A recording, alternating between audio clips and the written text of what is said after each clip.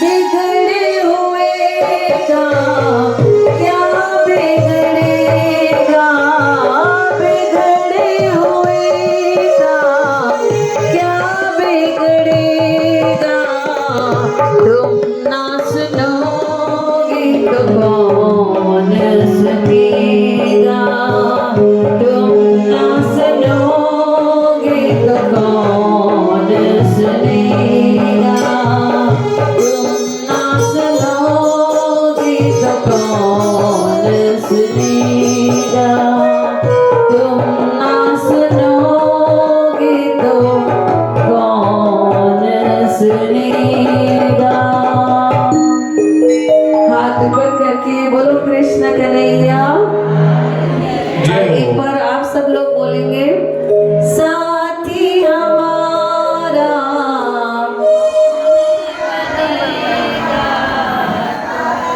हमारा तुम ना सुनोगे तो तुम ना सुनोगे तो कौन सुनेगा। उसके बगैर कोई भी सुनने वाला नहीं है। बाकी लोग देखेंगे ना आप रो रहे हो, सामने तो सहानुभूति दिखाएंगे कि हम दुखी हैं आपके दुख से, पीछे जाकर हंसेंगे और दिल में सोचेंगे अच्छा है ये दुखी है, कड़वा है पर ये सच है।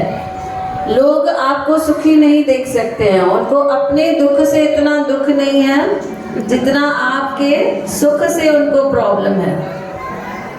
तो इसीलिए कभी भी अपना दुख किसी को बताना नहीं है। जो लोग समझते हैं कि दुख बताने से कम हो जाएगा, वो सबसे बड़ी गलती कर रहे हैं। जितना दुख बताओगे उतना आपका दुख बढ़ता जाएगा। एक तोता है जो बहुत ही बूढ़ा हो गया है, उसके पंख पूरे खराब हो गए हैं, उसकी चमड़ी पूरी खराब हो गई है, उसके पाँव पूरे वीक हो गए हैं। कोई भी जाकर उसको पूछता है तोते तुम कैसे हो, तो बड़ा चढ़ा के बताता है, जैसे हम सब लोग बड़ा चढ़ा के बताते हैं। थोड़ा सर में दर्द होगा, बताते हैं कि बहुत सर में दर्द है। थोड़ा ये होगा खाना नहीं डाइजेस्ट हो रहा है थोड़ा सा, तो बताएंगे कि बहुत बीमार है, खाना डाइजेस्ट नहीं होता है। 1-2 घंटे नींद नहीं आई, सबको जाके बताएंगे कि पूरी रात नींद नहीं आए हैं। तो ऐसे बताने से क्या होगा, कौन मुझे बताएगा? हमारे दुख और बढ़ते जाएंगे, हमारे दुख और बढ़ते जाएंगे। और कहते हैं पूरे दिन में 24 घंटे में एक बार माता सरस्वती आकर हमारे जबान पर टिकती है, हमारी जबान पर आकर वास करती है। और अगर उस समय हम बोल रहे हैं मैं ठीक नहीं हूँ, तो माता बोलेगी तथास्तु, ये लोग ठीक नहीं है। इससे अच्छा हमें क्या बोलना चाहिए, कौन बताएगा? हम ठीक हैं। हमेशा क्या बोलना है?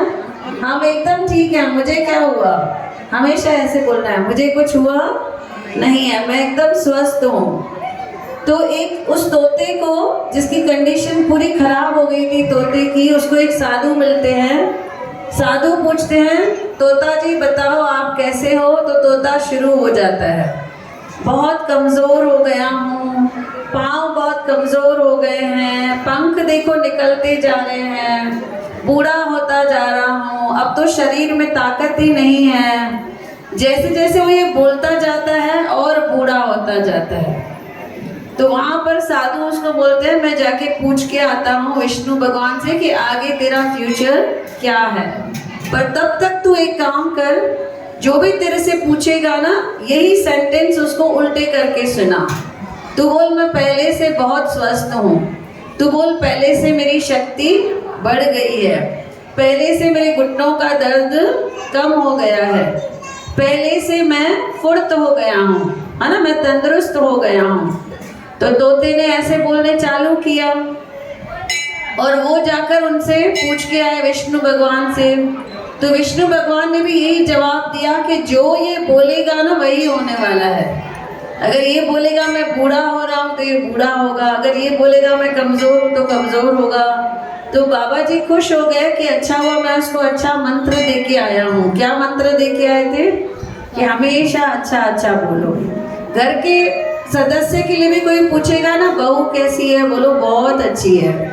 सास कैसी है, बहुत अच्छी है। देवर कैसे हैं, बहुत अच्छे हैं। अगर हम बोलेंगे बच्चे, कोई पूछता है बच्चे कैसे हैं, आप शुरू हो जाते हो, ये तो पढ़ाई नहीं करता है, ये तो नालायक है, ये तो टीवी देखता रहता है, ये तो मोबाइल देखता रहता है, ये तो सोता नहीं है, तो वो वही कैच करेगा। जो आप बोलोगे वही कैच करेगा। आपको उल्टा बोलना है, ये तो फर्स्ट नंबर आने वाला है, ये तो बहुत पढ़ाई करता है, इसको तो पता है कब टीवी देखनी है, कब मोबाइल देखना है, कब पढ़ाई करनी है।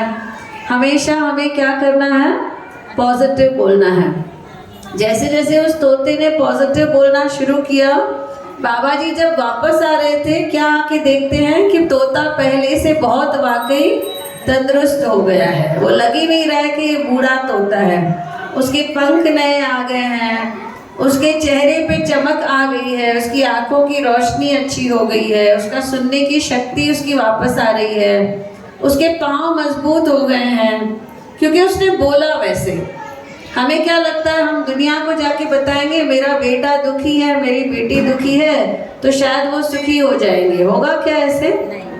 उल्टा उनके माइंड में ये चला गया कि इनके बेटे बेटी तो दुखी ही रहते हैं।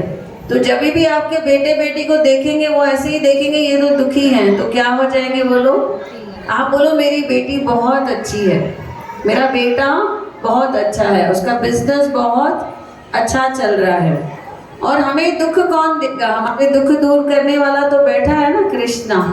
हम तो हर एकादशी पे जाते हैं गौशाला, हर मंगलवार को सत्संग पे जाते हैं, बैठे हैं हमारे बाबा, बैठे हैं हमारे कृष्णा, हमारे दुख दूर करने के लिए। इन्हीं पे छोड़ना है। एक छोटी सी बच्ची है, 20 बरस उम्र रहेगी उसकी, उसका बहुत विश्वास है कृष्णा के ऊपर, वो हमेशा पॉजिटिव बोलती है, मेरा कृष्णा बैठा है, तुम ना सुनोगे तो कौन सुनेगा। पूरा उसका विश्वास है कृष्णा के ऊपर। हुआ ये कि उसके पिताजी बिजनेस करते थे, बिजनेस करते करते आज यहाँ से लोन ले लिया, आज यहाँ से लोन ले लिया, आज यहाँ से ले लिया, ब्याज के ऊपर ब्याज देते जा रहे हैं। ऐसा करते करते उनका लोन बहुत बढ़ गया।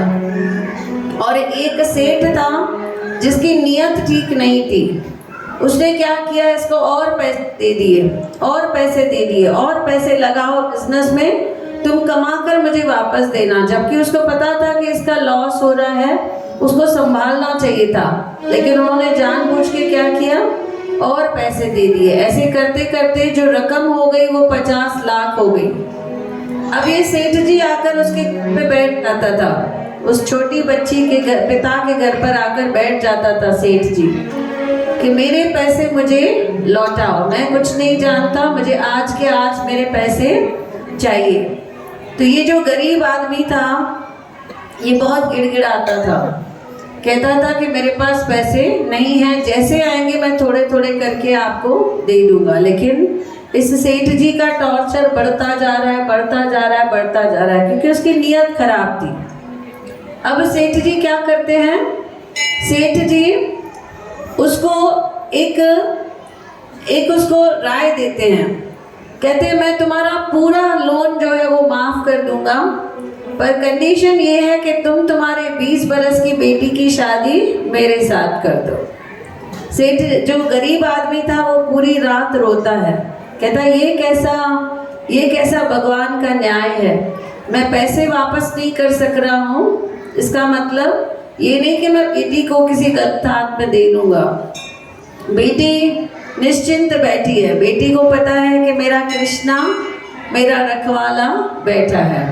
कहती है पिताजी आप बिल्कुल भी चिंता मत करो, मैं कृष्णा की दिन रात आराधना करूँगी, मैं दिन रात उनको पुकार करूँगी, वो हमें कुछ न कुछ आकर इसका जो हल है वो हमें देकर जाएंगे।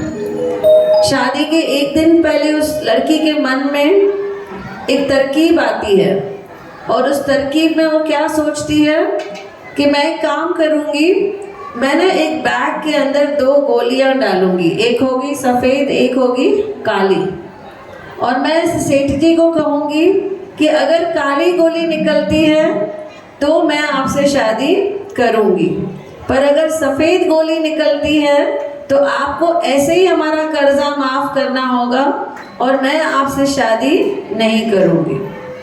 दोनों बेटी और पिताजी जाते हैं उस सेठ जी के पास। सेठ जी को ये तरकीब बताते हैं। सेठ जी बोलते हैं ठीक है, मैं अगर सफ़ेद गोली निकली तो मैं छोड़ दूंगा तुम लोगों को, कर्जा भी नहीं लूँगा, पर अगर काली गोली निकली तो मैं इस लड़की से शादी करूँगा। अब सेठ जी की नीयत पहले से ही खराब थी, है ना, हम सब ने सुना पहले भी। वो क्या करते हैं, उस बैग में, उस थैले में 2 काली गोलियां डाल देते हैं। क्या करते हैं, उस बैग में कितनी काली गोलियां, तो जब सेठ जी गोली निकालेंगे तो क्या होगा, काली निकलेगी, मतलब उसको शादी करनी है। कहीं से तो इस लड़की को भनक लग जाती है कि सेठ जी कुछ गड़बड़ करने वाला है। तो जहाँ शादी हो रही थी वहाँ पर ये लड़की कहती है ऐसा चलेगा क्या, मैं इस बैग में से गोली निकालूं। अभी सेठ जी को तो पता है दोनों हालात में कौन सी गोली निकलने वाली है, काली। बोलता है हाँ हाँ निकालो, आप निकालो। उसको तो पता है दोनों गोलियां काली हैं। जैसे ही वो लड़की हाथ डालती है उस थैले में, गोली जब बाहर निकलती है तो उसके हाथ में से वो गोली छूट जाती है। सब लोग ढूंढ रहे हैं उस गोली को, कहाँ से वो गोली ली नहीं रही है। शायद वहाँ पे कुछ गटर वगैरह होगा, वहाँ पे गिर गई है। अब पूरा ढूंढ रहे हैं, वो गोली मिल ही नहीं रहे हैं। अब कैसे पता चलेगा कौन सी गोली निकली थी, कौन बताएगा? जो रह गई थी उसमें से पता चलेगा। तो वहाँ पर उस लड़की के पिताजी के दोस्त खड़े थे। वो बोलते हैं अभी वो गोली तो मिल नहीं रही है जो निकली थी। अब जो थैले के अंदर है वो चेक करते हैं। अगर थैले के अंदर सफ़ेद होगी मतलब इसने काली निकाली थी, अगर थैले के अंदर काली होगी मतलब इसने क्या निकाली थी। किसको किसको समझी ये बात? सबको समझा? अब थैले में से कौन सी निकलने वाली है? काली, मतलब इसने कौन सी निकाली थी? सफ़ेद। तो जब निकाला थैले में से तो दूसरी गोली काली थी। तो सब लोग सेठ जी को बोलते हैं ये दूसरी गोली काली है, मतलब जो पहले वाली निकली है वो कौन सी है? मतलब अब शादी नहीं होगी और कर्जा भी क्या हो जाएगा? माफ हो जाएगा। तो इस तरह से देखो बाप बेटी दोनों रो रहे थे। कुछ क्षण पहले तक भी वो रो रहे थे, उनको भी नहीं पता है कि वो कान्हा कैसे हेल्प करने वाला है, कैसे मदद करने वाला है।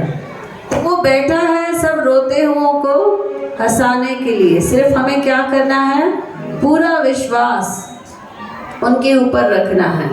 अगर विश्वास नहीं है, हम लोग क्या करते हैं 99% तक विश्वास रखते हैं, बाकी जब 1% रखना होता है तभी हम क्या करते हैं कि नहीं मेरा तो विश्वास ही नहीं है, मैंने तो इतना कर लिया। तो एंड तक हमें विश्वास छोड़ना नहीं है। और सब लोग मिलकर क्या कहेंगे? रोती हुई आँखों को मेरे कृष्णा हंसाते हैं, रोती हुई आँखों को मेरे कृष्णा हंसाते हैं। जब कोई नहीं आता मेरे श्याम आते हैं,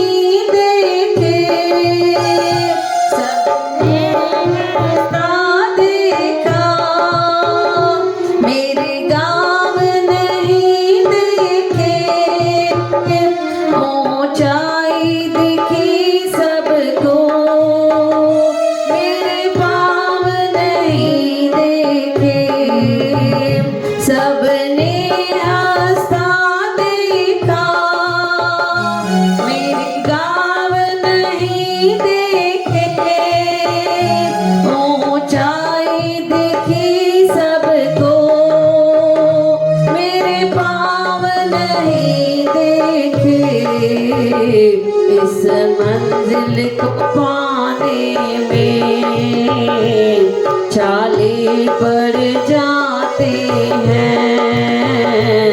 इस मंजिल को पाने में छाले पड़ जाते हैं। जब कोई नहीं आता मेरे बाबा आते हैं। रोती हुई आँखों को मेरे बाबा हंसाते हैं।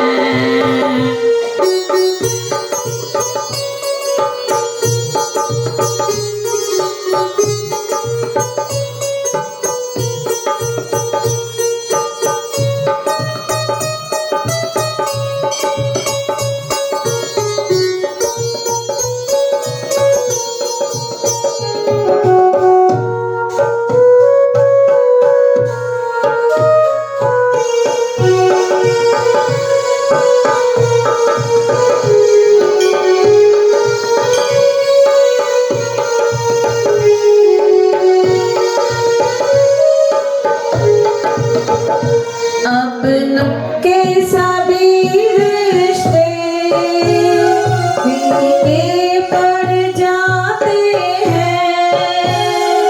अब शाख से बातों के बातें झड़ जाते हैं।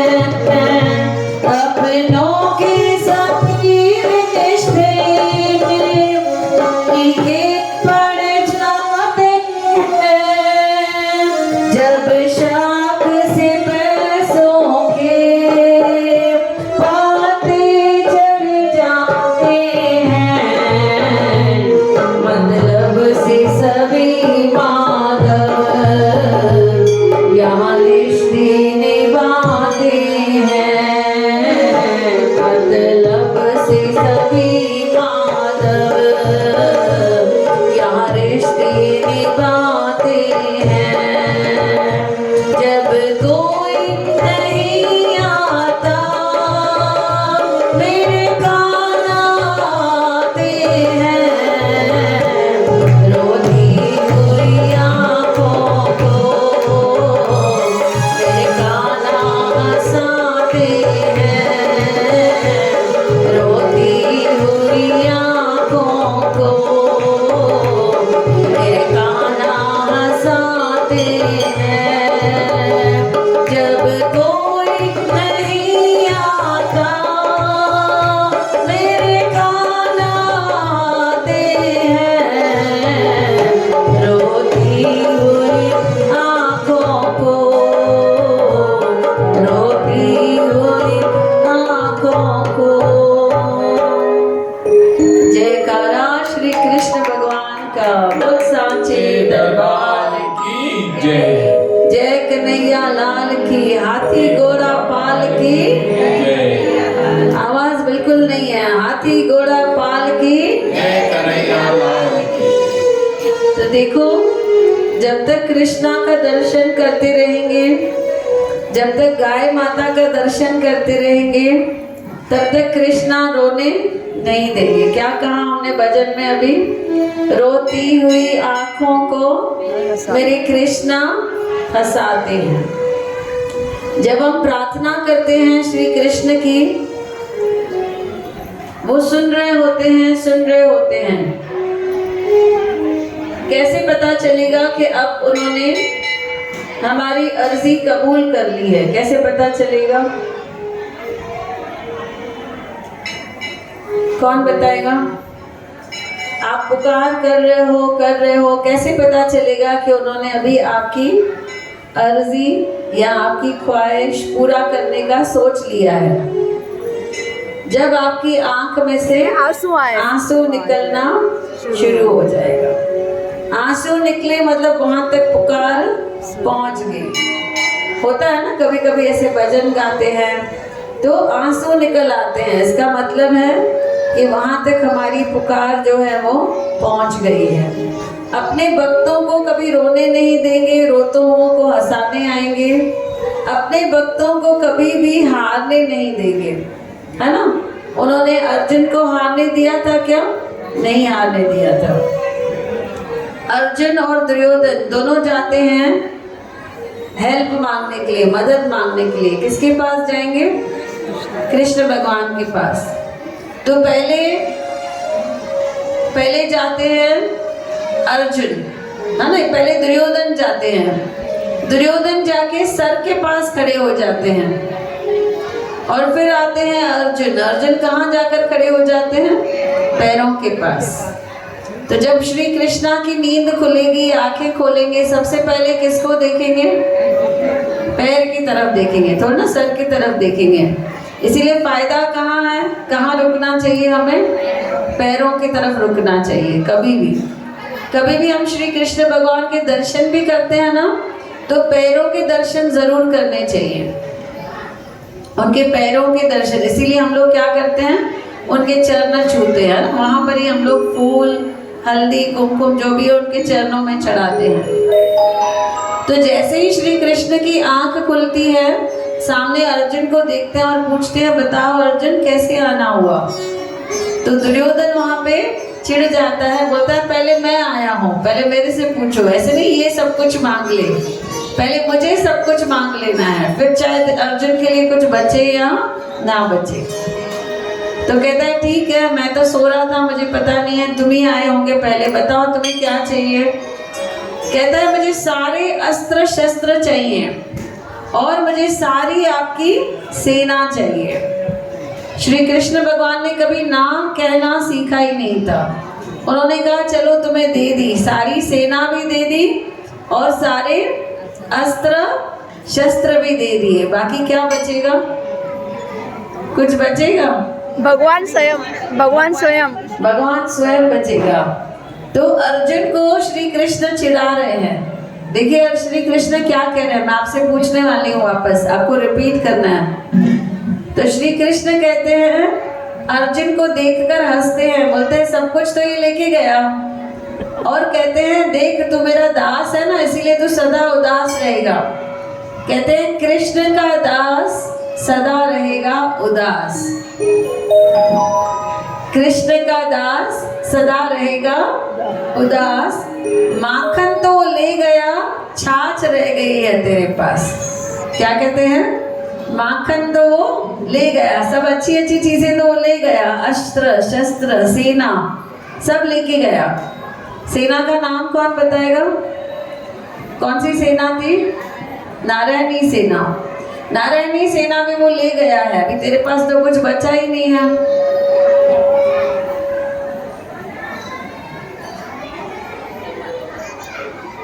तो तेरे पास तो अभी कुछ बचा ही दीपा।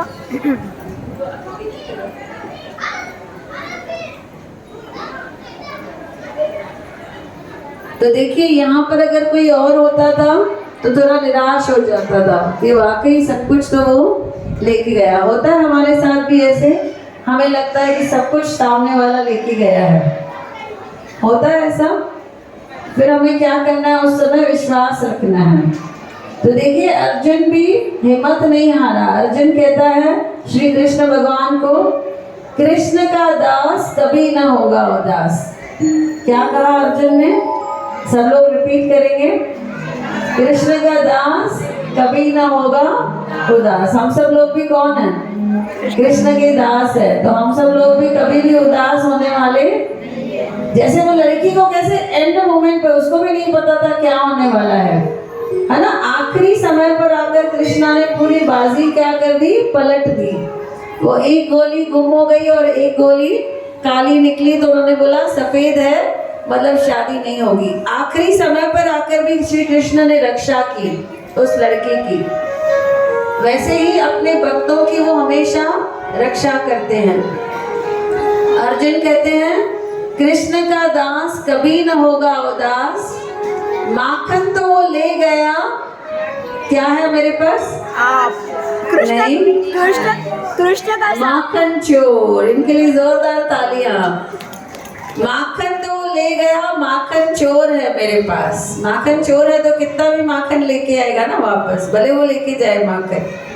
तो अर्जुन कहते हैं माखन तो ले गया, माखन चोर है मेरे पास। तो इस तरह से कभी भी उन्होंने अर्जुन को, पांडव को उन्होंने कभी भी हराने नहीं दिया। हमेशा उनके साथ खड़े रहे, हर क्षण उनके साथ खड़े रहे, और जैसे जैसे कृष्ण भगवान बोल रहे थे वैसे वो करते जा रहे थे, आंखें बंद करके करते जा रहे थे। हम सब लोग गलती कहाँ करते हैं? हम सब लोग सामने वाले की बात मानते नहीं हैं। जो भी हमें सामने वाला नसीहत देता है हमेशा ऐसे ही समझना है कि इनके द्वारा भगवान मुझे कुछ संदेशा दे रहा है। जैसे कोई निकल रहा था गाड़ी पर, उसकी गाड़ी पंक्चर हो गई, तो किसी ने बोला मत जाओ ये 2 व्हीलर पर, 4 व्हीलर पर जाओ। तो 4 व्हीलर पर गए तो बहुत बड़ा एक्सीडेंट हो गया, लेकिन उनका बचाव हो गया। तो देखो, कोई अगर आपको सलाह दे रहा है ऐसे नहीं ऐसे करो, मतलब कौन किसका संदेशा है? उसका संदेशा है। वो पल पल हमारी रक्षा कर रहा है, लेकिन हम लोग क्या करते हैं? नहीं नहीं, मैं इसकी क्यों सुनूं, मैं तो 2 व्हीलर पे ही जाऊंगा। जैसे एक घर में एक आदमी पूजा कर रहा है कृष्ण भगवान की, आग लग गई है पूरी बिल्डिंग में। पहले पहले उसके पास नेबर आके, पड़ोसी आके बोलता है भाई जल्दी चलो आग लग गई है। ये बोलता है नहीं, मैं कृष्ण के लिए वेट करूंगा, मेरा कृष्ण आके मुझे बताएगा तो ही मैं जाऊंगा। फिर आता है वॉचमैन, वॉचमैन बोलता है चलो जल्दी नीचे आग लग गई है, अभी लिफ्ट भी बंद हो जाएगी। कहता है नहीं, मैं किसके लिए बैठा हूँ? कृष्ण भगवान के लिए बैठा हूँ। फिर वो फायर ब्रिगेड वाले आते हैं, बोलते जल्दी चलो अभी आखिरी समय है, आखिरी चांस है निकलने का। वो नहीं निकलता है और वहां पे ही उसकी मृत्यु हो जाती है। जैसे ऊपर जाता है श्री कृष्ण भगवान से झगड़ता है, बोलता आप क्यों नहीं आए? क्या कहेंगे श्री कृष्ण भगवान? बोलता तेरे पड़ोसी के अंदर मैं ही था, नहीं तो वो तो भाग रहा था अपनी जान बचा के। उसके मन में मैं ही जाके बैठा था कि जाओ बाबा इसको भी बचा के लेके जाओ। तेरे वॉचमैन के मन के अंदर भी मैं ही आके बैठा था, नहीं तो वो भी भाग जाता था। उसको मैंने ही भेजा, भाई जाओ इसको बचा के लेकर आओ। और जो फायर ब्रिगेड वाला था उसके मन में भी मैं ही जाके बैठा था कि जाओ इसको बचा कर लेकर आओ। लेकिन हम लोग क्या करते हैं? नहीं, भगवान खुद आके हमको बोले। भगवान खुद आकर नहीं बोलेगा, भगवान हमें किसी न किसी के थ्रू क्या करेगा? संदेशा भेजेगा, और उस संदेशे को पहचानना है और उसके ऊपर अमल करना है। पांडव ने क्या किया? उन्होंने अमल किया उसके ऊपर, एक एक बात के ऊपर उन्होंने अमल किया। जहां जहां उन्होंने कृष्णा की बात नहीं मानी, जैसे क्या खेल रहे थे? कौन सी गेम खेल रहे थे? 64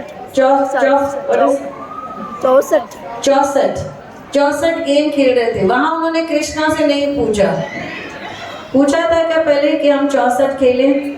नहीं पूछा था। जहां जहां उन्होंने कृष्णा की सलाह नहीं मानी थी वहां वहां उनका नुकसान हुआ। द्रौपदी को दाव पे लगा रहे थे, पूछा कृष्णा से? अपना सब राज वगैरह दाव पर लगा रहे थे, उन्होंने नहीं पूछा कृष्णा से। अगर पूछते तो क्या होता था? उनको सही सलाह मिलती थी। जहां जहां उन्होंने कृष्णा की मानी वहां वहां कृष्णा ने उनको सक्सेसफुल बना दिया, वहां वहां कृष्णा ने उनको जीता दिया, उनको हारने नहीं दिया। तो सब लोग मिलकर क्या करेंगे? दुनिया से मैं हारी तो आई तेरे द्वार, दुनिया से मैं हारी तो आई तेरे द्वार। यहाँ अगर मैं हारी कहाँ जाऊंगी सरकार, यहाँ अगर मैं हारी कहाँ जाऊंगी सरकार।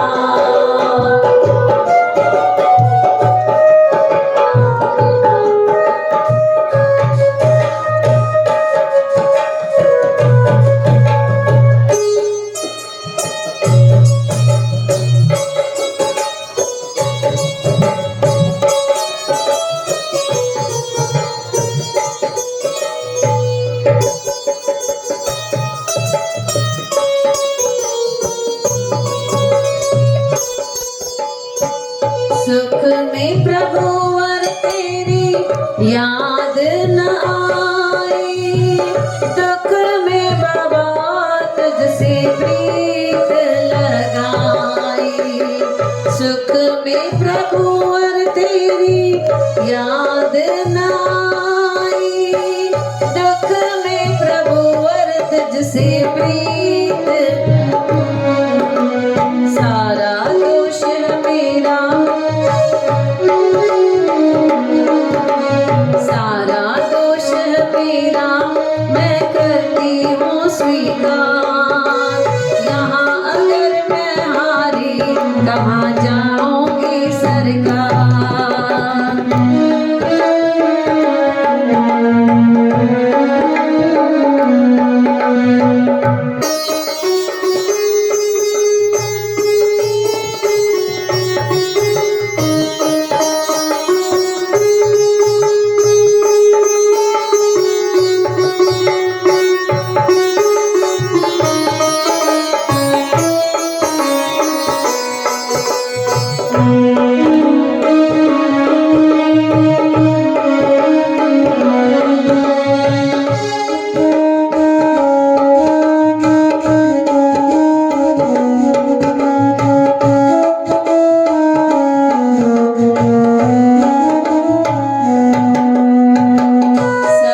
कुछ लूटा बस एक लाज बची है, तुझसे बाबा मेरी आश बंधी है। सब कुछ लूटा बस एक लाज बची है, तुझसे बाबा मेरी आश बंधी है। सुना है तुम सुनते हो हम जैसों की पुकार, सुना है तुम सुनते हो। यहाँ अगर मैं हारी कहाँ जाऊंगी सरकार।